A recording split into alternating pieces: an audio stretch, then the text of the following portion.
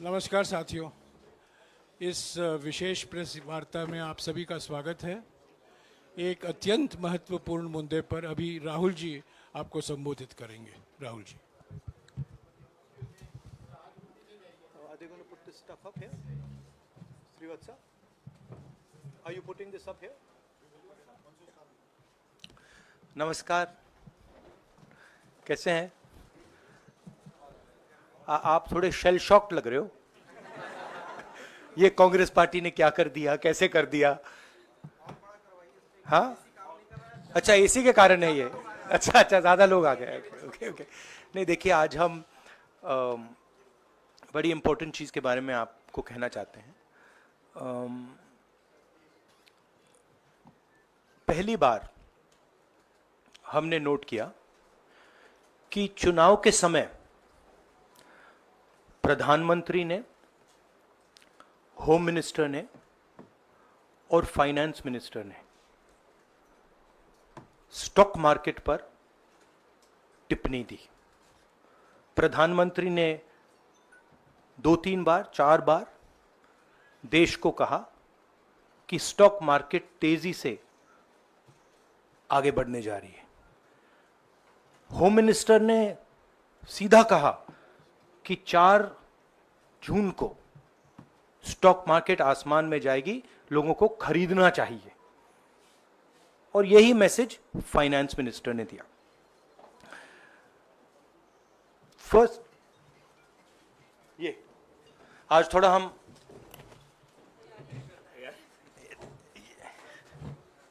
तो ये क्रोनोलॉजी है।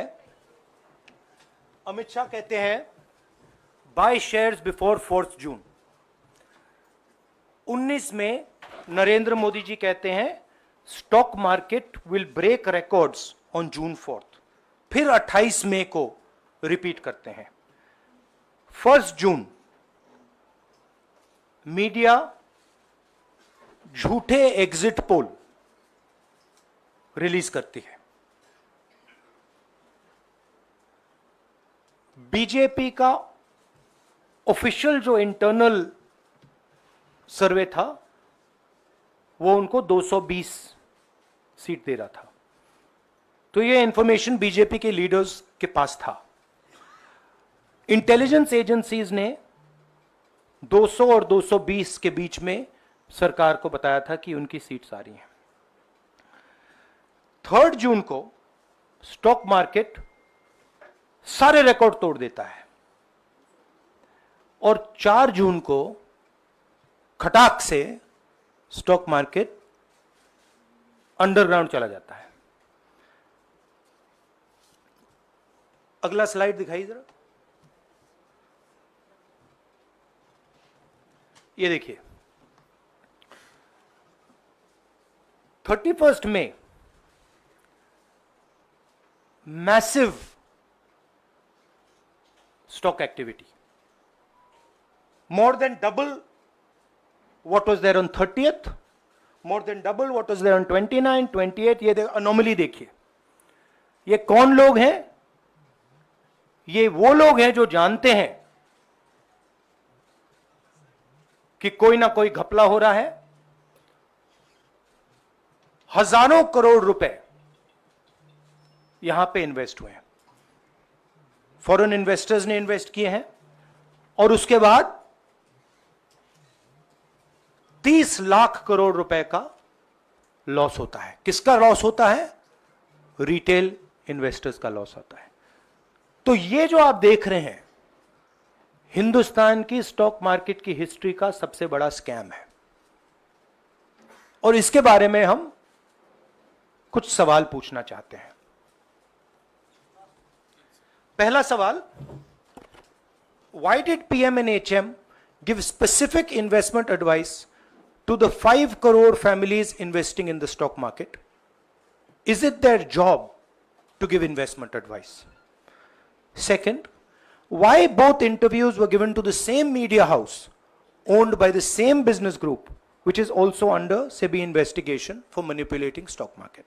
Third, what is the connection between the BJP, the fake exit pollsters, and the dubious foreign investors who invested one day before the exit polls were announced and made a huge profit at the cost of 5 crore families.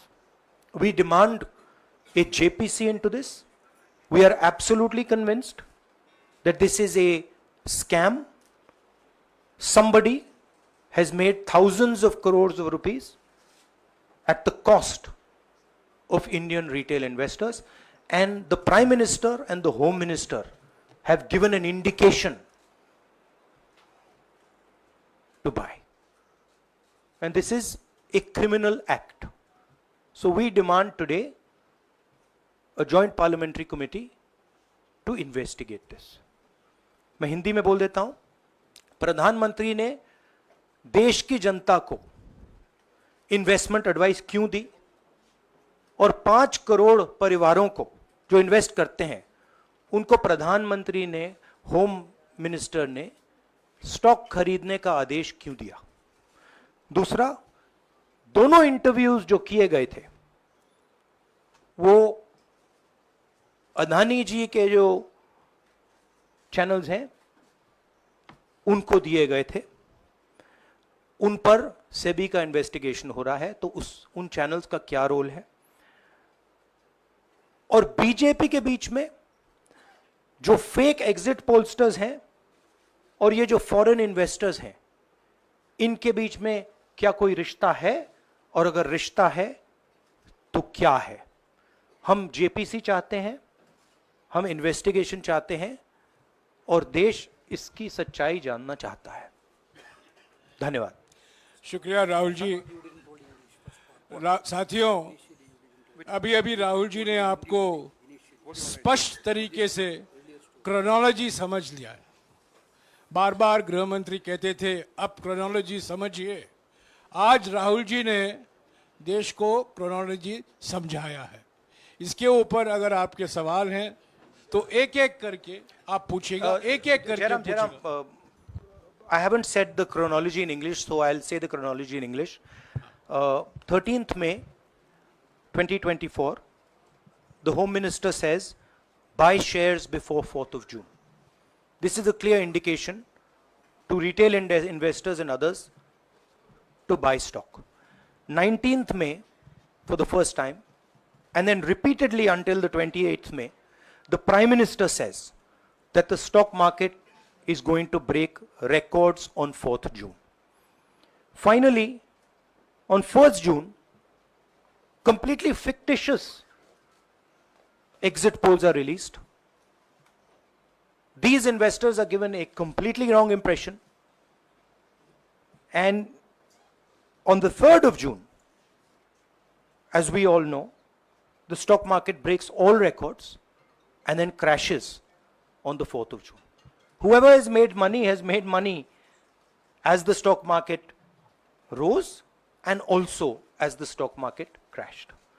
And we are interested in having a joint parliamentary committee, a JPC, to investigate the role of the Prime Minister, the role of the Home Minister, role of BJP members, and also those people who have done these fake exit polls. And finally, we want to understand who are the people, these foreign investors, who did these trades. So we want an investigation for that. शुक्रिया राहुल जी। हाँ संजय। राहुल जी, इससे पहले भी आपने Adani issue पे JPC पिछली लोकसभा में मांग की थी, तो क्या आप चाहेंगे कि ये इशू और हिंडनबर्ग इशू दोनों कंबाइन हो और दोनों की जांच हो? ये जो इशू है, this is a broader issue than just the Adani issue. It is connected to the Adani issue, but this is a much broader issue. This is directly the Prime Minister of India, Home Minister, who are privy to data on actual election results, who have IB reports, who have their own data, who are advising retail investors to buy stock on the 4th. This has never happened before. And by the way, the Prime Minister has never commented on stock market before this. This is the first time the Prime Minister has commented, very interestingly. And multiple times, one after the other, saying that stock market is going to boom, stock market is going to boom, stock market is going to boom. And at the same time, he has information that the exit polls are wrong. He has information that he knows what is going to happen because he has IB data and he also has his own party data. हाँ जी रवि। राहुल जी, मेरा सवाल यही है कि जी news ने भी ये सारी चीज़ बताई है जनता को कि कई चैनलों ने मिलकर ये सब चीज़ किया है, जिस तरह से एग्जिट पोल करके लोगों को गुमराह किया है, जिस तरह से शेयर बाजार में सारा कुछ हुआ है, जी न्यूज़ ने भी इस मामले को उठाया है और बताया है। और आपके कहने का सीधा अर्थ है कि अडानी को इसका फायदा उठाने के लिए किया गया है? नहीं, मेरा कहने का ये अर्थ है कि उसमें अदानी इन्वॉल्व हो सकता है, मगर ये अदानी से बहुत बड़ी चीज है। इसमें बीजेपी के सबसे बड़े नेताओं ने कहा है, रिटेल इन्वेस्टर्स को मैसेज दिया है कि आपको स्टॉक खरीदना चाहिए। उनके पास इंफॉर्मेशन थी कि एग्जिट पोल्स गलत हैं, उनके पास इंफॉर्मेशन थी कि बीजेपी को फुल मेजॉरिटी नहीं मिलने वाली है, और वो जानते थे 3 जून को और 4 जून को क्या होने वाला है। कितने का 30 लाख, कितना 30 लाख करोड़ का नुकसान हुआ है? कितने का? 30 लाख करोड़ रुपए का नुकसान हुआ है और हजारों लाखों करोड़ रुपए का चुने हुए लोगों को फायदा हुआ है। और हम इंक्वायरी चाहते हैं प्रधानमंत्री पर, होम मिनिस्टर पर, जिन्होंने एग्जिट पोल किया उन पर, और ये जो फॉरेन इन्वेस्टर्स हैं उन पर। हाँ शमिन।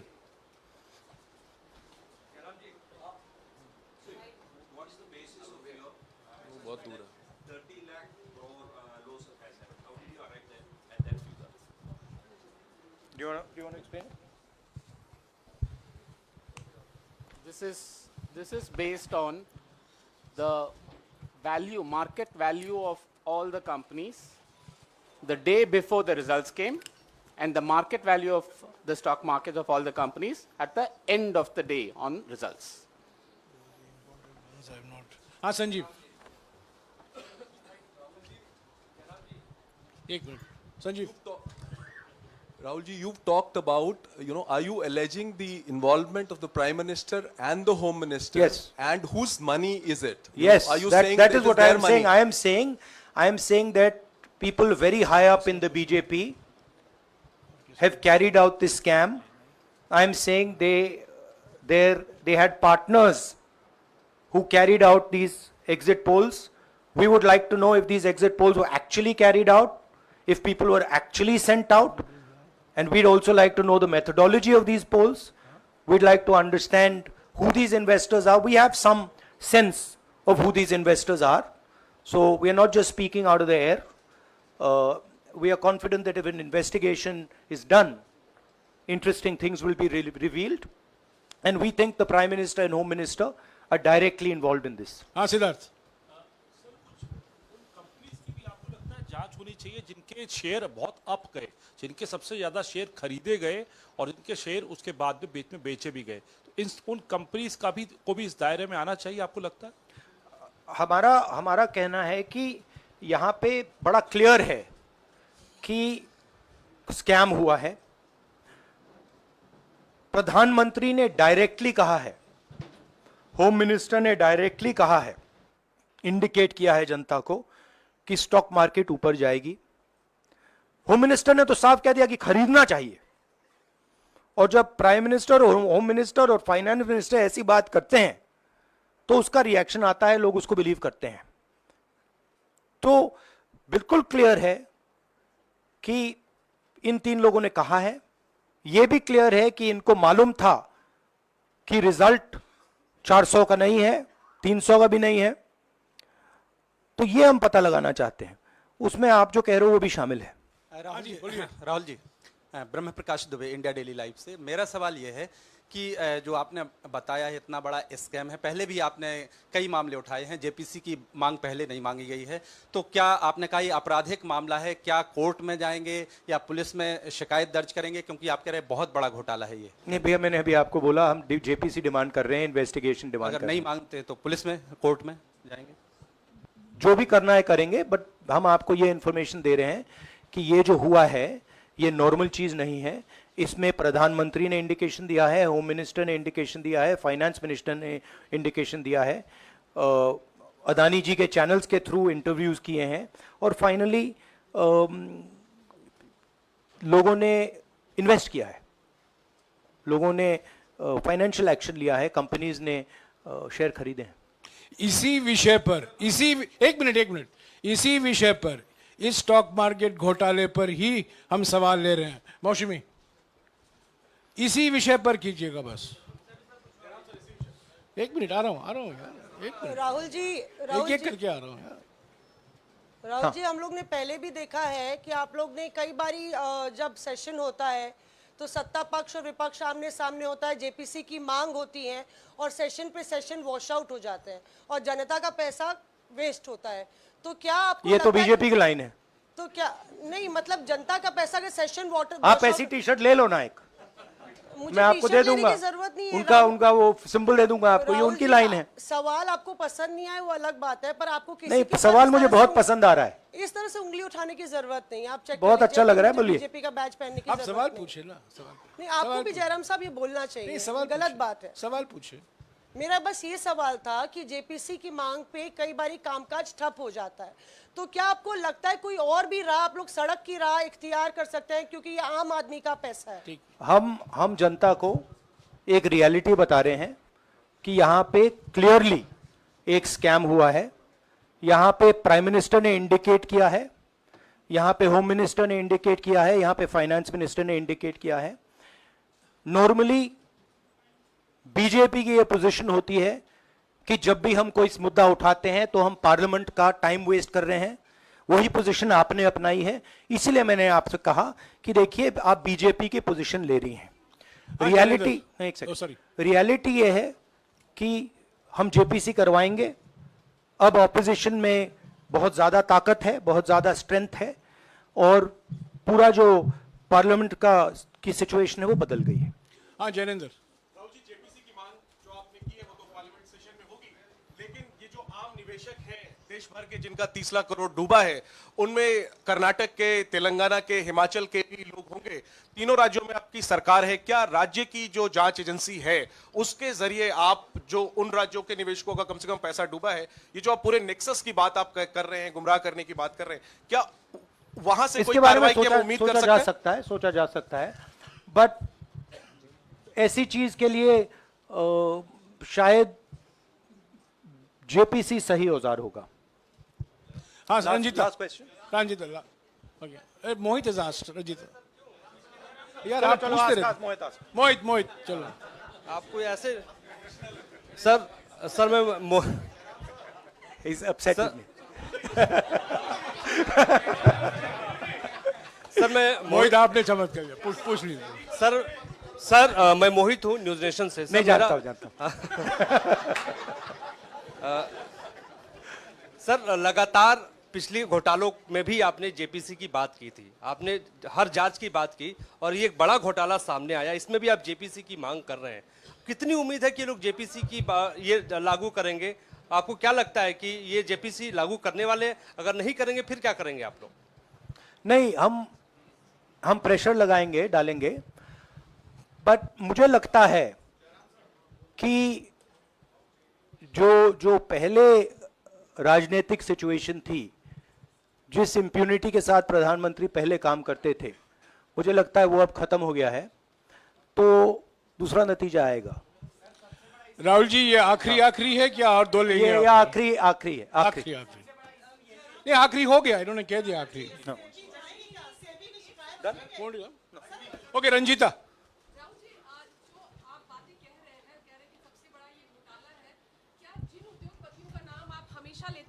चुनावी जो रैलियां रही हैं उसमें भी और उसके बाद भी, क्या आप कहना चाहते हैं कि सरकार ने मदद की है उन उद्योगपतियों को और अमीर बनाने में? नहीं, मैं कह रहा हूं, मैं सिर्फ सरकार की बात नहीं कर रहा हूं, मैं दो इंडिविजुअल्स की बात कर रहा हूं। प्रधानमंत्री ने और हिंदुस्तान के सब रिटेल इन्वेस्टर्स जिनको नुकसान हुआ है, मैं आपसे बोल रहा हूं, आपको यह बात समझ आ जाएगी।